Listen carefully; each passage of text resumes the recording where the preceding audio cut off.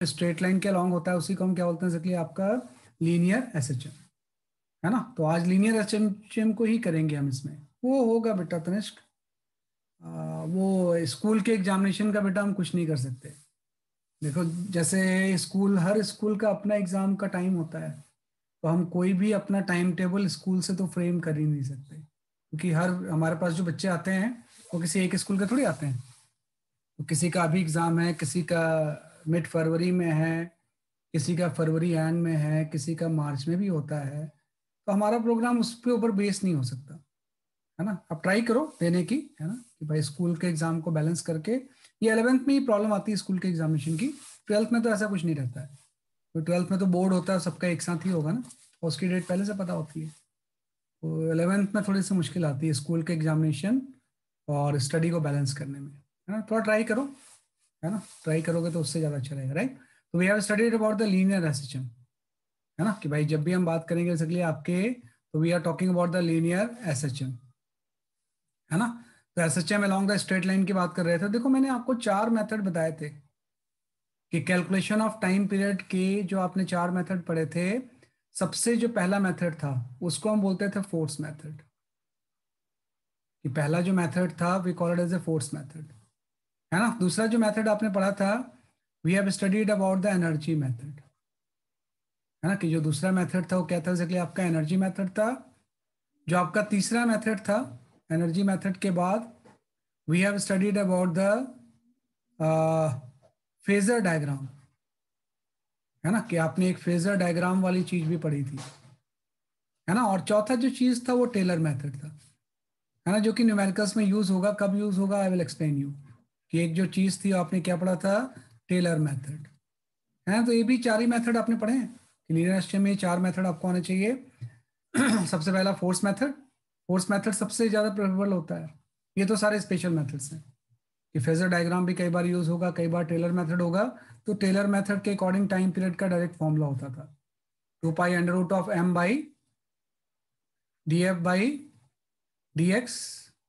है ना, at equilibrium,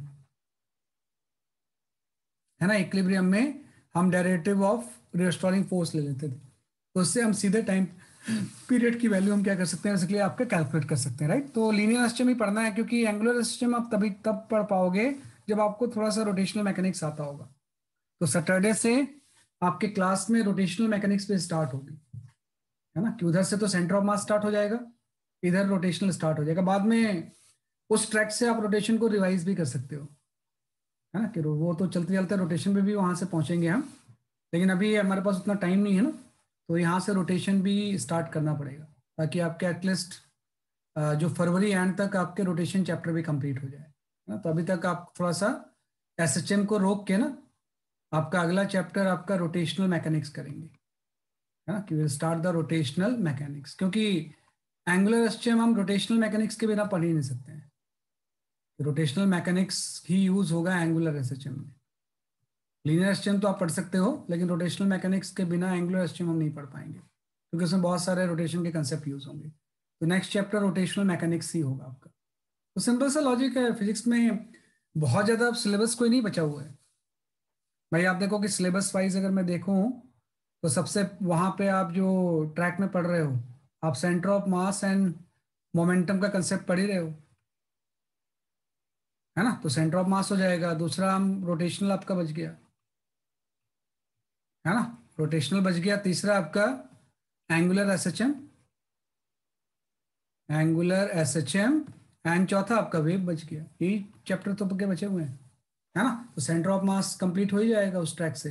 rotation मैं पढ़ा दूंगा आपको, बता दूंगा आपको बाद में उस ट्रैक में, और जब रिवीजन में आएगा तो आप दोबारा फिर से भी पढ़ सकते हो उसे, है ना, कि रोटेशनल आ गया। एंगुलर एसएचएम रोटेशन के बाद हम कर ही लेंगे, है ना। यही एक चैप्टर थोड़ा सा वेव का थोड़ा सा है, ये थोड़ा सा हो सकता है कि इसमें थोड़ा सा डिले हो जाए, बाकी तो सारा आपका सिलेबस खत्म हो जाएगा एक्सेप्ट वेव। ये हमेशा होता है ये चैप्टर। ये भी मैं ट्राई करूंगा कि इसको करवा दूं, है ना, वैसे करवा ही देंगे, जैसे मे भी थोड़ा टाइम लग जाए। लेकिन ये इसके अलावा बाकी चैप्टर तो कंफर्टेबली हम कंप्लीट कर रहे हैं। तो एक आपका मैकेनिकल वे भी थोड़ा बहुत बचता है ना। वो अगर आपको एसएम आता है तो इजिली इसको भी आप पढ़ लोगे, है ना, उसमें ऐसा कोई दिक्कत नहीं है। और स्कूल में आई डोंट थिंक कि किसी भी स्कूल में मैकेनिकल वेव के ऊपर कुछ पूछा जाता है, है ना, बहुत रेयर चांसेस है कि वो यहाँ तक पहुंच पाते हैं। है ना, स्कूल में तो ग्रेविटेशन ही इंपॉर्टेंट होता है सबसे चैप्टर, सबसे ज़्यादा वो ग्रेविटेशन पे फोकस करते हैं। है ना, तो ग्रेविटेशन या हीट एंड थर्मो कई बार कर लेते हैं, तो वेव तक तो आई डोंट थिंक कि बहुत सारे स्कूल पहुंच पाएंगे। है ना, लेकिन हम इसको भी करेंगे इसी साल, क्योंकि आपका जो मेजर टेस्ट 3 होगा ना, आप देखो ये तो मेजर टेस्ट आपका थ्रू है, जो मेजर टेस्ट 3 होगा उसमें कंप्लीट 11th आएगी। मेजर टेस्ट 3 में आपका कंप्लीट 11th पूछा जाएगा, तो उसके पहले तो पूरा कंप्लीट होनी है। मेजर टेस्ट 3 ऑलमोस्ट मेरे ख्याल से मार्च या अप्रैल में ही हो जाती है ना, मार्च या अप्रैल मंथ में भी उसकी डेट नहीं आई है, मार्च या अप्रैल में हो जाती है, तो पूरा 11th कंप्लीट आएगा उसमें। है ना, कोई भी चैप्टर उसमें नहीं छूटेंगे। है ना, तो ये थोड़ा ध्यान रखना। तो जस्ट मैंने थोड़ा सा आपको रिवाइज करवा दिया है कि क्या क्या आपको करना है। तो वन बाय वन में कुछ क्वेश्चन शेयर करूंगा, उसको आप ट्राई करो। है ना, सारे अभी लीनियर सिस्टम के थोड़े अच्छे लेवल के क्वेश्चन हैं। है ना, तो थोड़ा ट्राई करके उसको फिर हम पढ़ते हैं। है ना, तो वी कैन गो फॉर। है ना, मैं कुछ क्वेश्चन शेयर करता हूँ, उसको आप थोड़ा सा ध्यान दो।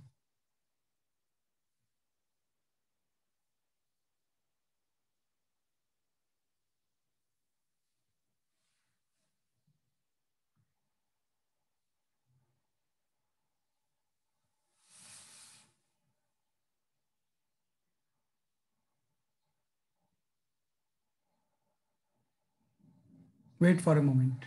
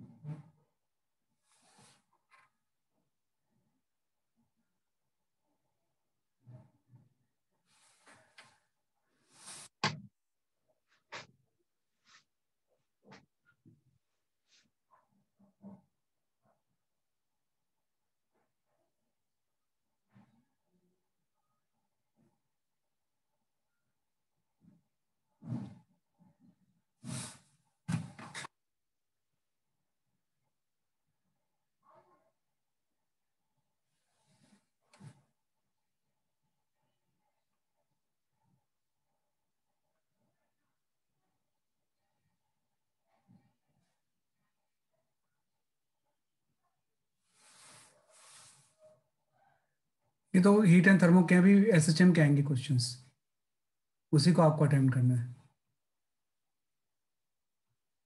Okay, you can go for this question.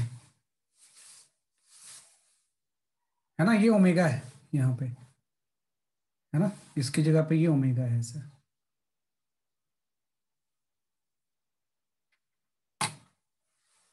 ये बहुत सारे ये क्वेश्चन का बेसिस है कॉम्बिनेशन ऑफ एसएचएम। है ना, कि इसका बेसिस है कॉम्बिनेशन ऑफ एसएचएम, कि बहुत सारे एसएचएम का कॉम्बिनेशन है।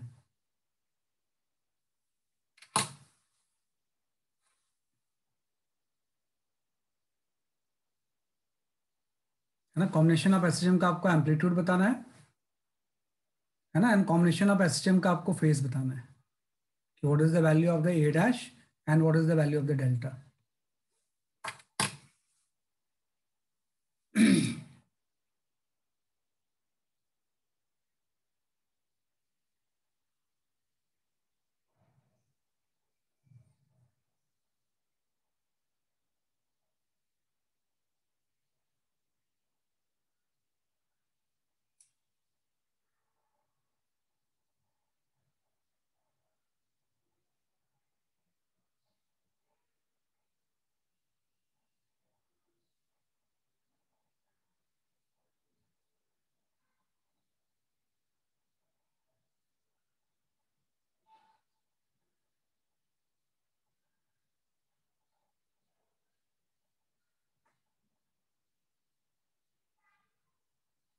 ठीक है, मैं इसको एक्सप्लेन करता हूँ इस क्वेश्चन को ना। ये थोड़ा सा डिफरेंट क्वेश्चन है, एक बार ऐसे क्वेश्चन आप कर लोगे ना, बहुत सारे एसएचएम का कॉम्बिनेशन है एक्चुअली ये, कि एसएचएम के कॉम्बिनेशन को हम कैसे अटेम्प्ट करते हैं ये आपको जानना चाहिए। A sine omega t, a cos omega t plus pi by 2, सबको कंबाइन करेंगे तो रिजल्टेंट एसएचएम जो होगा उसका एम्पलीट्यूड और फेज क्या होगा। तो देखो इसको करने का सिंपल तरीका ये है, एकदम वेक्टर जैसा, है ना, कि एकदम वेक्टर जैसा हम इसको यूज करेंगे। सबसे पहले आप एम्पलीट्यूड ए बना लो, दिस इज द एम्पलीट्यूड ए। आप देखो पहले दो में फेज डिफरेंस पाई बाय 2 है और एम्पलीट्यूड ए बाय 2 है, तो पाई बाय 2 फेज डिफरेंस को हम इस तरह से वर्टिकल बना लेंगे, और ये आपका ए बाय 2 हो गया। और ये जो फेज डिफरेंस होगा ये आपका पाई बाय 2 हो गया। ये पहले और दूसरे में फेज डिफरेंस पाई बाय 2 है, एम्पलीट्यूड ए बाय 2 हो गया। फिर दूसरे और तीसरे में पाई बाय 2 है, एम्पलीट्यूड ए बाय 4 हो गया। तो इसमें ही पाई बाय 2 फिर से 90 डिग्री पे आ जाएगा ये, और एम्पलीट्यूड और कम हो गया, ए बाय 4 हो गया, अगेन पाई बाय 2 पे आ गया। और फिर इस दोनों में भी पाई बाय 2 है और एम्पलीट्यूड 8 बाई 8 हो गया। तो अब इस बात है कि अब इसका एम्पलीट्यूड ये हो गया ए बाई 8, है ना। तो हमने डायग्राम बना लिया, इसी को हम बोलते हैं कई बार फेजर डायग्राम, है ना। या ये जो अलजेब्रा मैंने यूज किया है we called as a phasor algebra. Otherwise trigonometry से भी इसको सॉल्व कर सकते हैं, तीनों ट्रिग्नोमेट्री कंबाइन करके बहुत टफ होगी। तो सिंपल तरीका ए आपने बनाया, फिर उससे पाई बाय 2 फेज डिफरेंस पे ए बाय 2 आ गया, फिर ए बाय 4 आ गया, फिर ए बाय 8 आ गया। तो जो रिजल्टेंट एसएचएम होगा उसका जो एम्पलीट्यूड होगा वो आपका ये हो जाएगा ना, और ये एम्पलीट्यूड हो जाएगा ए डैश, है ना, वेक्टर अलजेब्रा जैसे होता है। और ये वाला जो फेज होगा ये डेल्टा हो जाएगा। तो यहाँ से ए डैश की वैल्यू आप निकाल लो। तो जब मैं ए डैश यहाँ पे निकालूंगा तो आपको पता है कि इसको अगर मैं सिंप्लीफाई करूँ तो अब यही तो बच गया कि भाई यहाँ पे जब जाएंगे तो इतनी दूरी जो होगी ए में से ए माइनस 4 माइनस हो जाएगा, ए माइनस ए बाई 4 हो गया। और जो वर्टिकल होगा, वर्टिकल आपका हो जाएगा ए बाई में 2 में से ए बाई 4 माइनस हो गया, है ना, कि ए बाई 2 से माइनस ए बाई 4 हो गया। और इसका रिजल्टेंट आपका ऐसा आ गया ए डैश, है ना। और ये आपको डेल्टा निकालना है, तो इजिली हम सॉल्व कर सकते हैं कितना होगा ये, है ना, कि ए माइनस ए बाई 4 कितना हो जाएगा 3a/4, और ये आपका हो जाएगा इसलिए आपका a/4। तो जो ए डैश की वैल्यू हो जाएगी ये इन दोनों के रिजल्टेंट हो जाएगी। ये आपका हो जाएगा 3a/4 का होल स्क्वायर प्लस आपका a/4 का होल स्क्वायर, है ना। और ये एंगल भी आ जाएगा कि अगर मैं यहाँ से 10 डेल्टा निकालूं तो 10 डेल्टा इक्वल टू हो जाएगा a/4 डिवाइड बाई 3a/4, है ना, कि भाई परपेंडिकुलर बाई क्या हो जाएगा इसलिए आपका बेस हो जाएगा, है ना। तो 10 डेल्टा की जो वैल्यू आएगी यहाँ से आपका 1/3 आ जाएगी, है ना। तो यहाँ से अल्टीमेटली आंसर आ गया, है ना। इस क्वेश्चन का जो अल्टीमेटली आंसर होगा ये इस तरह से हम इसको सॉल्व कर सकते हैं, है ना। इसको हम इस तरह से क्या करेंगे, सॉल्व करेंगे, है ना। तो ये एक तरीका होता है कि डिफरेंट एसएचएम को हम किस तरह से बेसिकली आपका कंबाइन करेंगे, है ना, कि डिफरेंट एसएचएम को कंबाइन करने का ये मेथड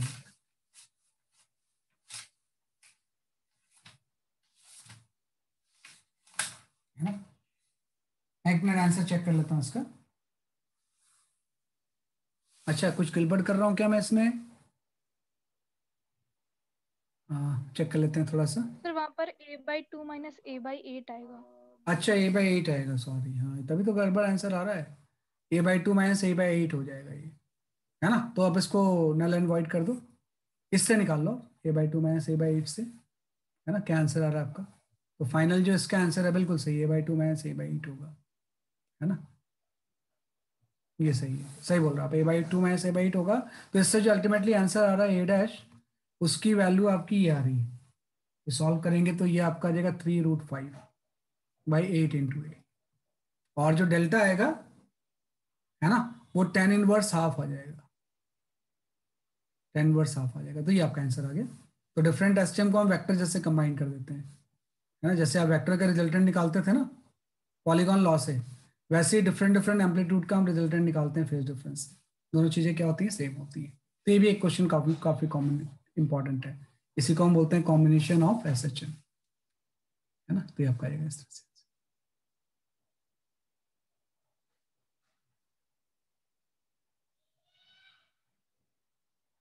ये आपका आएगा। नेक्स्ट पे आ जाते हैं।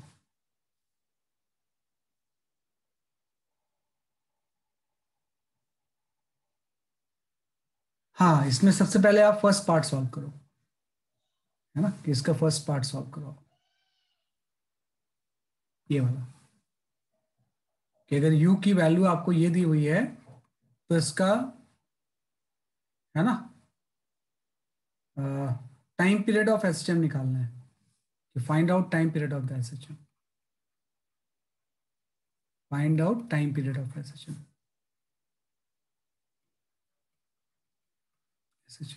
अगर पोटेंशियल एनर्जी आपको दी हुई है तो।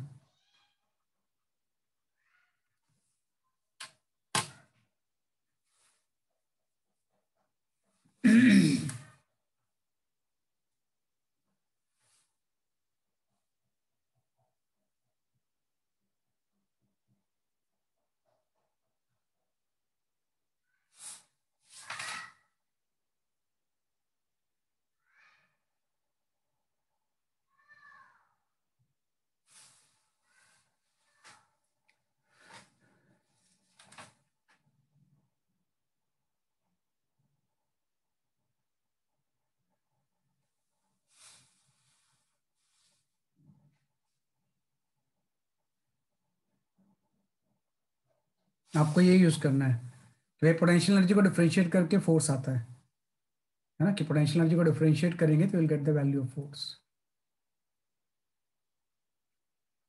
Minus d u by d x आ जाएगा।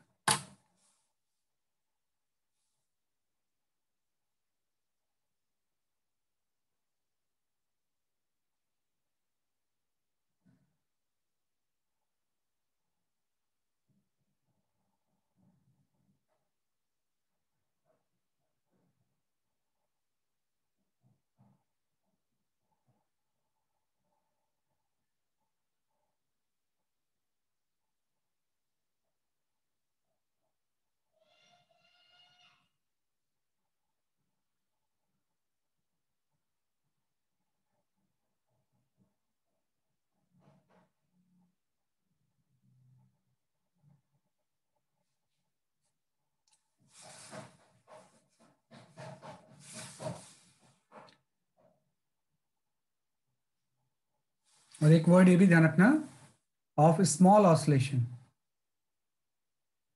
ये भी इंपॉर्टेंट चीज है, मतलब ऑसिलेशन जो होता है बहुत लार्ज नहीं है।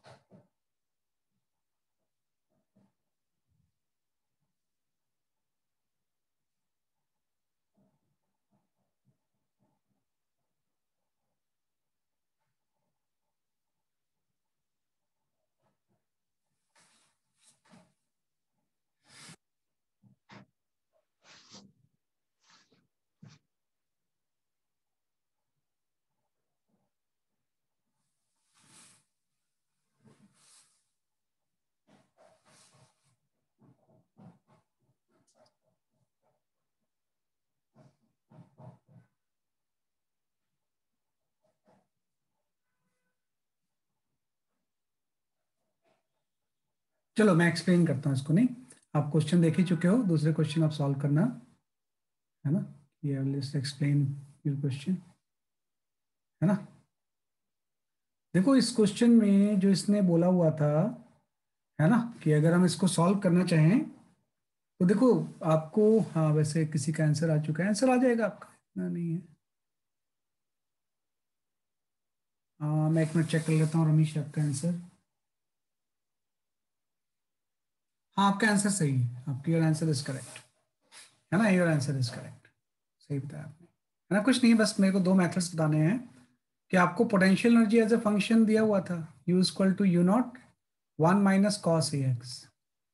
तो आपको इसका टाइम पीरियड निकालना है, एक तो सिंपल आप इसको फोर्स मेथड से करोगे पहले, कि पहले आप इसको सॉल्व करोगे किससे, फोर्स मेथड से। तो अभी आपने बोला कि फोर्स की वैल्यू क्या होती है, minus d u by d x, या पोटेंशियल एनर्जी का नेगेटिव डेरिवेटिव तो फोर्स होता है, तो इसको डिफरेंशिएट करेंगे तो आपको होता है यहाँ से आ जाएगा आपका माइनस यू नॉट ए, है ना, और कॉस एक्स कन्वर्ट हो जाएगा साइन ए एक्स में, है ना, कि भाई ए यहाँ मल्टीप्लाई हो जाएगा, वन का तो जीरो हो जाएगा, है ना। तो ये आपका फोर्स आ गया। अब आप इसने बोला स्मॉल ऑस्लेशन, कि अगर स्मॉल ऑस्लेशन है मतलब एंगल स्मॉल होगा ना, मतलब साइन ए एक्स की वैल्यू जो होगी अप्रोक्सीमेटली ए एक्स के इक्वल हो जाएगी।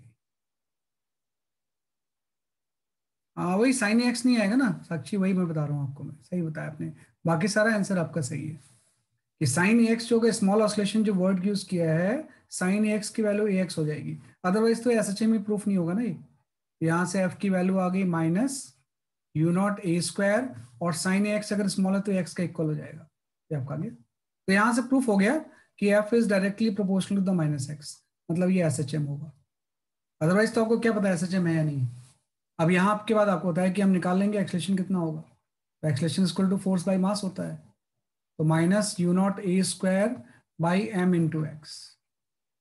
तो ये पूरी चीज जो होती है ओमेगा स्क्वायर होती है, यहाँ से ओमेगा की जो वैल्यू आ गई वो आपकी आ गई under root of u not a square by m, और टाइम पीरियड आपका आ जाएगा 2 पाई बाई ओमेगा, तो 2 pi under root of m by you not into a square आ गया। तो ये इसका आंसर आ गया कि अगर किसी पार्टिकल का पोटेंशियल एनर्जी इस फंक्शन से वेरी कर रहा है तो स्मॉल ऑस्लेशन के लिए वो एसएचएम परफॉर्म करेगा, उस एसएचएम का टाइम पीरियड ये होगा।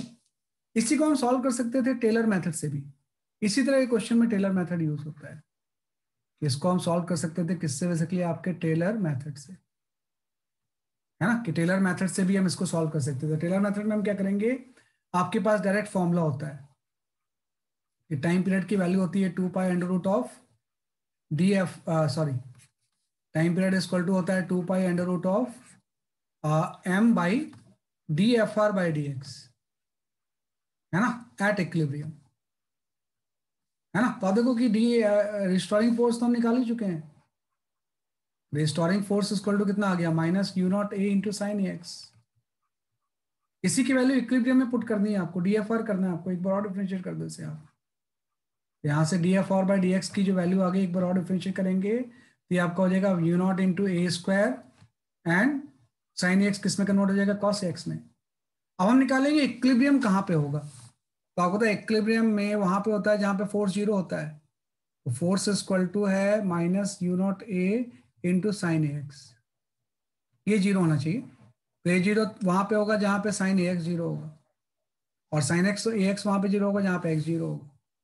तो अगर जब हम इस डी एफ आर की वैल्यू इक्विलिब्रियम में निकालेंगे कि what is the value of the D F r by d x at equilibrium, इसका मॉड, है ना, तो यहाँ पे एक्स की वैल्यू जीरो पुट करेंगे तो ये आपका you not into a square हो जाएगा, है ना, कि इसकी जो वैल्यू आएगी वो कितनी आ जाएगी सकली आपकी you not into a square, है ना। तो वही चीज आ गई, तो इसको सीधे आप यहाँ पुट कर दो, तो टाइम पीरियड की वैल्यू हो जाएगी 2 pi under root of m by you not into a square. तो ये इसका मतलब होता है कि भाई रिस्टोरिंग फोर्स को एक बार डिफरेंशिएट करेंगे तो d F r by d x आ जाएगा, उसको आपको लेना है एक्स की उस वैल्यू पे जहां पे इक्विलिब्रियम होता है, तो equilibrium position x equal to zero पे यहाँ पे पुट कर दोगे तो ये आपका आ जाएगा, उसका मॉड लेना है आपने। तो कई बार ये मेथड यूजफुल होता है ना, तो ये मेथड कई बार क्या होता है बेसिकली आपका यूजफुल होता है, तो इस तरह से हम सॉल्व करते हैं इसे, है ना। तो दोनों मेथड है आपको, ये अगर कंफर्टेबल लगता है तो इसी से करो, या हम इससे भी कर सकते हैं। कई क्वेश्चन में ये थोड़ा सा इजी चीज हो जाती है ना। बेसिकली ट्वेल्थ में बहुत सारे क्वेश्चन जो आएंगे ना इलेक्ट्रिसिटी मैग्नेटिज्म में एसएचएम के, उसमें काफी यूज होता है टेलर मेथड। 11th में तो उतना ज़्यादा इसका रिलेवेंस नहीं है, ठीक है, नहीं हम कर सकते हैं ऐसे।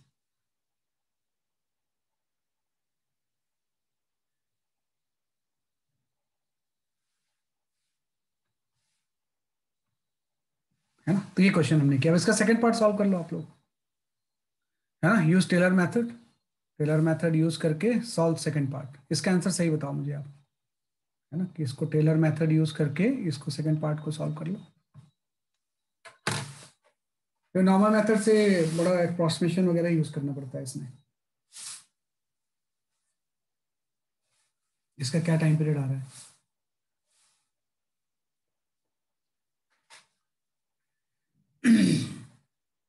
मीटिंग ऑफ होगी तो फिर से रिज्वाइन कर लेना आप, है ना, 2 हाफ में मीटिंग आपकी पूरी क्लास कंप्लीट हो जाएगी। भाग मत जाना, कई बच्चे मीटिंग ऑफ होती है तो भाग भी जाते हैं, भाग जाते हैं तो फिर अपनी नुकसान होता है उनका। स्टूडेंट्स को हमेशा थ्योरी पढ़ना बड़ा मजा आता है उन्हें। खाली थ्योरी थोड़ी होता है, फिजिक्स तो हम न्यूमेरिकल से ही सीखते हैं।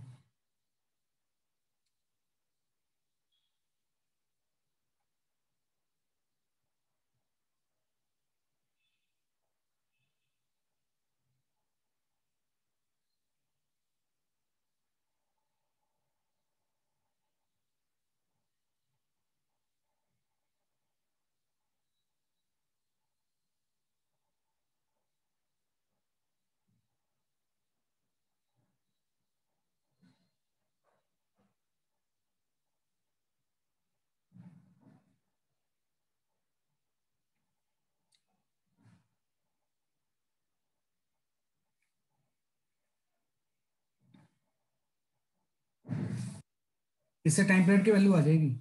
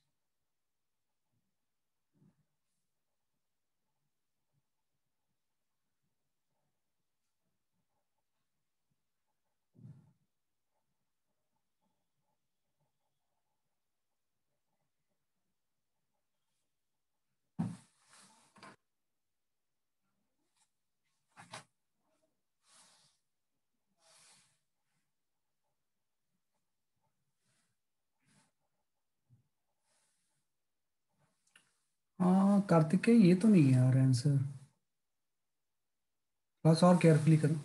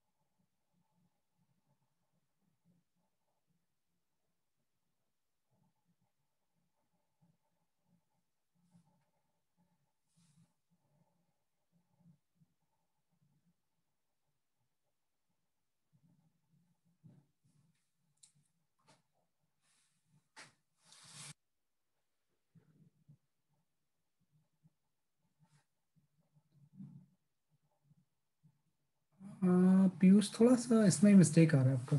काफी हद तक कुछ चीज ठीक आ रही है, कुछ नहीं भी आ रही है आपकी।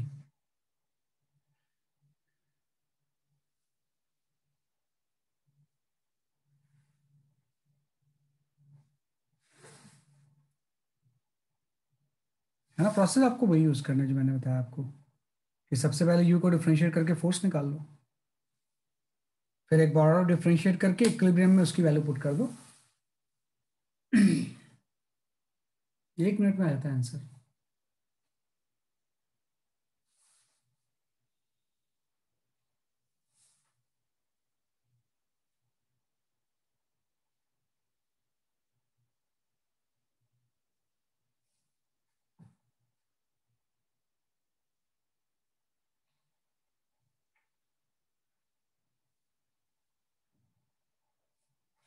Okay, I will explain this question, है ना।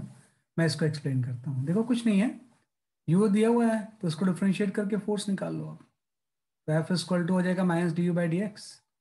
तो जैसे हम डिफरेंशिएट करेंगे यहाँ पे कितना आ जाएगा आपका, -2a/x³ और यहाँ पे आ जाएगा प्लस b/x²। ये फोर्स आ गया। है ना। ये किसकी वैल्यू आ गई बेसिकली, आपकी फोर्स की, है ना। ये फोर्स की वैल्यू आ गई आपकी, ये फोर्स हो जाएगा आपका, है ना। होप यू अंडरस्टैंड, आप डिफरेंशिएशन समझ रहे होगे कैसे कर रहा हूँ मैं इसे, है ना। अभी तक किसी का भी आंसर सही नहीं है, आप चेक कर लो थोड़ा देर। हाँ ये सही है, Suhana, your answer is correct.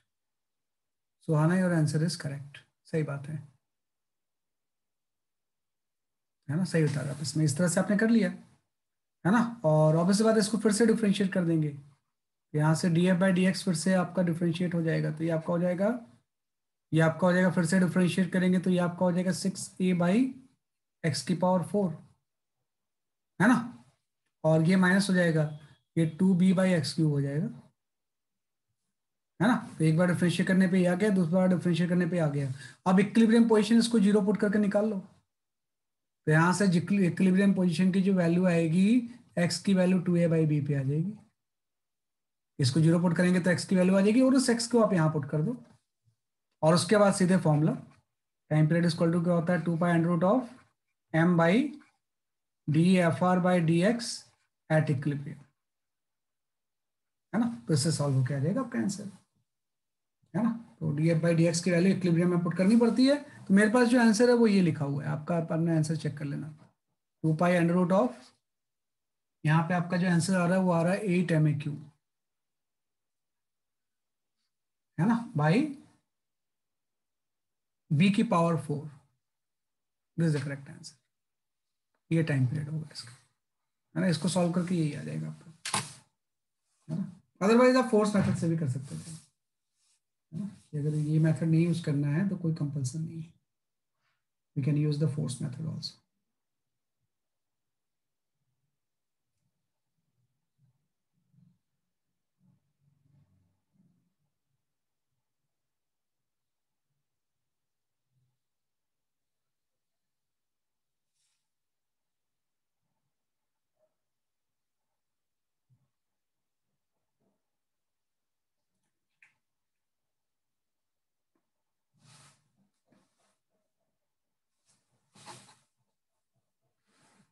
ठीक है, ये आपका इस तरह से,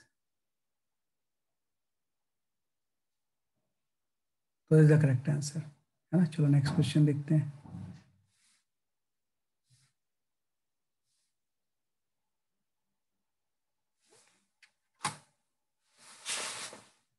हाँ ये सॉल्व करो, इसका मैं तीनों पार्ट का आंसर आप ही को बता